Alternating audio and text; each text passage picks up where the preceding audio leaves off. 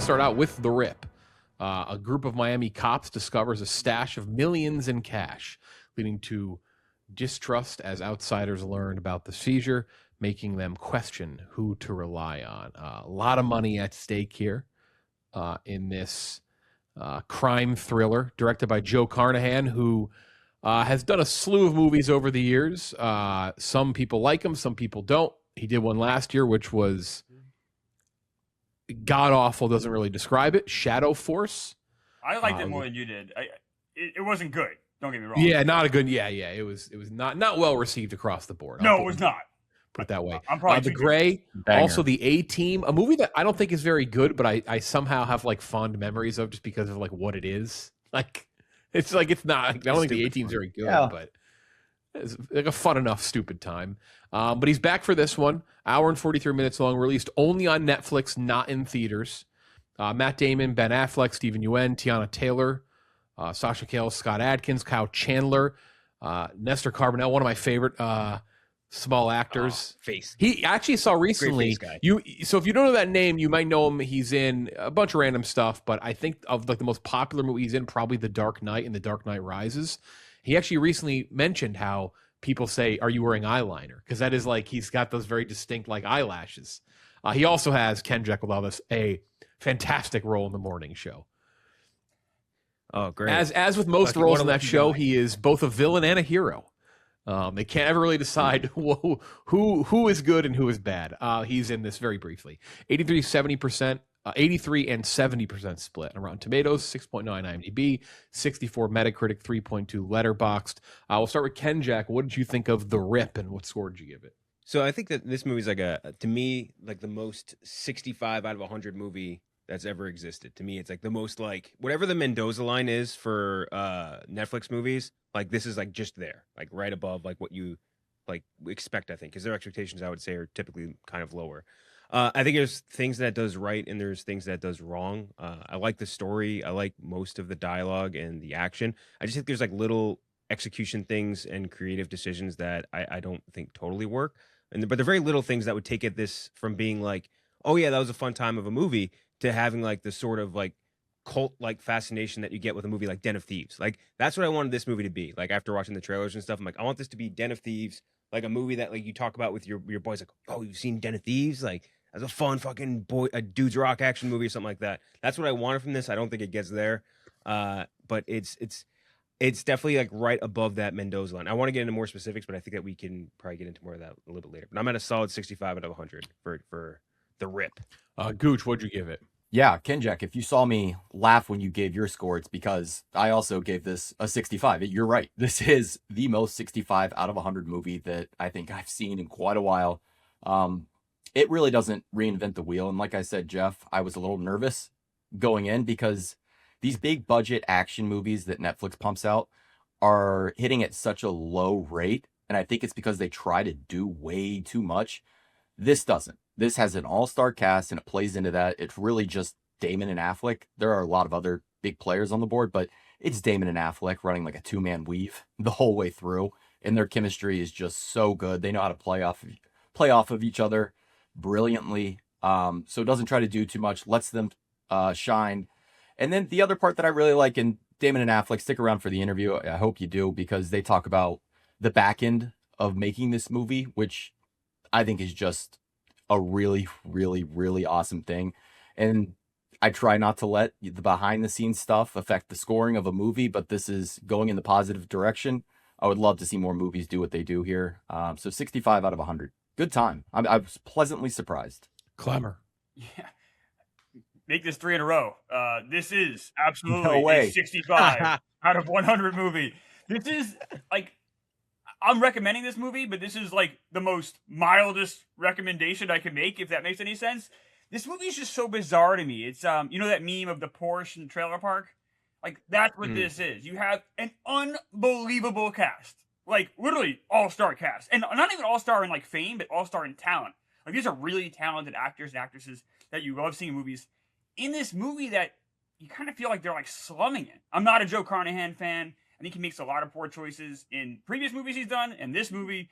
But I can't I have to recommend this because the acting is so good. Like you said, like Gooch, like this is like Damon and Affleck. Just watch them on screen together. That's worth the price of admission. Obviously, it's Netflix, but this is worth the price of your time. Yeah. So I walked away entertained, but I wish I walked away wanting so much more when you look at the talented roster this movie has. And so I walked away both entertained and disappointed, if that makes any sense. But yeah, absolutely, you guys are dead on. 65 was what I said when I was thinking about this movie. It's funny, we all have exactly the same score. Come on, Jeff. No, I'm higher than you guys. 69 out of 100. I enjoyed it. Nice. I enjoyed it quite a bit. When it actually seems like most people that I follow on Letterboxd kind of have it in that range, like 3.5 stars. This movie's at its best with, I think, when it's Damon and Affleck, when it's them together.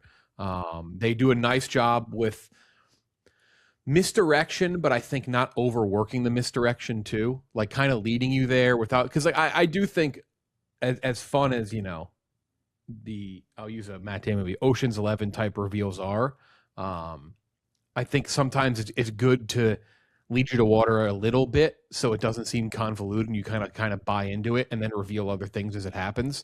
And I think the way they had the structure of the story play out worked great for me. My only real complaint was I think they stuck around in certain settings too long. I think that'd be the only thing. I think it's unfortunate for me to put a movie in a place like Miami that has such a vibrant, incredible look to it and stay in one space, which is very dreary and dull. Just a suburb. Yeah. Which is fine. Like that, whatever, it works. But I do wish they could have expanded the scope of the movie a little more, and they do at some points, but that'd be kind of my biggest complaint, that it feels a little bogged down in kind of the middle section. But I was mostly worried how the story played out. That was the thing. I was like, I feel like this thing could be goofy and stupid and like just like real dumb, and it never hit that point for me. Thought it was well cast for the most part. I didn't have any really eye roll moments, which I also expected to have. I expect to have plenty of eye roll moments. Didn't really have them. It just reminds me that these two should probably be in more movies together. They're for a reason very natural chemistry wise and good together. So yeah, I enjoyed it. 69 out of 100. It's far from perfect. I wouldn't call this you're not slamming this script down on the table saying, wow, oh buddy, like you're not putting this on your coffee table. But for what it is and for what it wants to be, it knows what it is. And had a decent enough time. I might even be a little unfair to that score too. That could be a thing that I watch again. Like I would watch this again and bump up. So, 69. We're all kind of in the same range. We'll spoil it now. It's on Netflix. Go check it out. Good. The movie looked good too, by the way. It didn't look like a cheap streaming movie. Yeah, but it didn't look like a movie that should have Matt Damon and Ben Affleck in it. It didn't look like, relative to Netflix expectations, I would say it may as well have been like a fucking Terrence Malick. Klemmer, that's more me saying the bar was on the floor, right? Like it didn't stop. Like I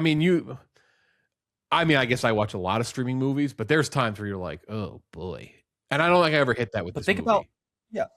Think about like The Instigators. Yeah, from last year, 2 years ago. Produced by them, Apple TV streaming movie, probably very similar budget. That looked atrocious. And maybe that's why they stayed in that one spot for so long.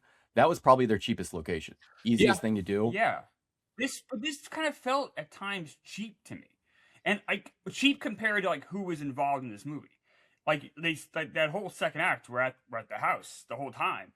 And it even make fun of the house. Like this house looks like shit. Like it's a dumpy house. It's like a shitty garage, a dumpy house. And I'm like, why are all these great actors agree to do this movie? It was weird. It never looked cheap to me, but I if it makes sense, I agree with you in like a weird offshoot way of, like I said before, it felt small. Yes. That was sort of which is never, I'm not saying that's always a bad thing.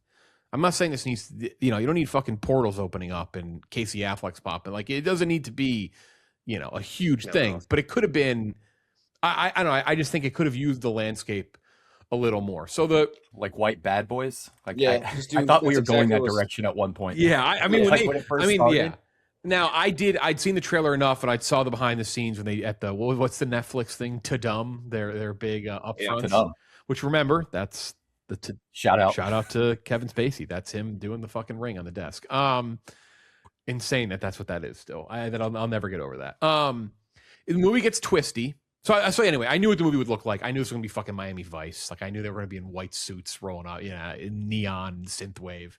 But the movie gets a little twisty. We're spoiling it. You are introduced early to a character from Kyle Chandler who ends up being the big bad, along with the Steven Yeun character. Now, I want to ask before we get into what exactly happens. Who was your guess? Did you know?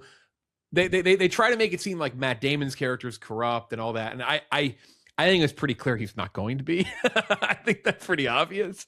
But it was enough misdirection. Was there a guess that you had that wasn't Kyle Chandler? Did everyone think it would be Kyle Chandler? Oh, the second Kyle Chandler rolled up, I was like, bad guy. That's bad guy right there. It took the two most famously famous for being likable actors and just made them the bad guys. Like everyone loves Steven Yeun from Walking Dead. Everyone loves Kyle Chandler from Friday Night Lights, and we'll just make them the bad guys. I do think that one of the things it did do well, though, is they built up a few scenes where you almost second guess it. Because you're in your head, you're thinking, no way, it's them. Like the scene where Matt Damon trails Steven Yeun and he's basically interrogating him, and you turn around and he's just kind of staring at him. You feel that the tension was there for sure. And you second guess yourself as an audience member, which I thought that was kind of smart. At least well put together. There were certain parts where I also thought Sasha Calle's character was somehow involved in some sort of criminal doings, but then that kind of goes away. I mean, it was pretty obvious from the jump that it was going to be Kyle Chandler and Steven Yeun. I like the thing which I said in the beginning. I like that they basically told you and showed you how that Steven Yeun was in on it, because I do think that was my worry with this movie. I'm like, are they just not going to show you and they're going to be they're going to do this dumb reveal? It always reminds me of it's very niche reference in the movie Role Models, that the nerdy guy, the dorky guy, tells that campfire story, and he's like, and it was Trevor, the pizza delivery guy from the beginning of the movie, and I'm always like that. Anytime that happens in a movie, you're like, Jesus Christ, what? Who?